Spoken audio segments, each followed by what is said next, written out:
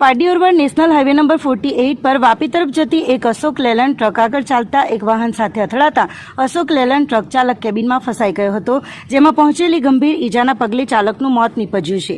Pardi Orwad national highway number 48 પર આજરોજ શનિવારના વહેલી સવારે 6:15 વાગ્યે અશોક લેલન્ડ ટ્રક નંબર GJ04AW 7576 નો ચાલક સાદિક કરીમભાઈ ભટ્ટી ઉંમર વર્ષ 35 રહે ભાવનગર સ્નેહ મિલન સોસાયટી ટ્રક લઈને વાપી તરફ જઈ રહ્યો હતો, ત્યારે આ ટ્રક આગળ ચાલતા અજાણ્યા કન્ટેનર પાછળ ધડાકાભેર ઘૂસી જતા ગંભીર અકસ્માત સર્જાયો હતો.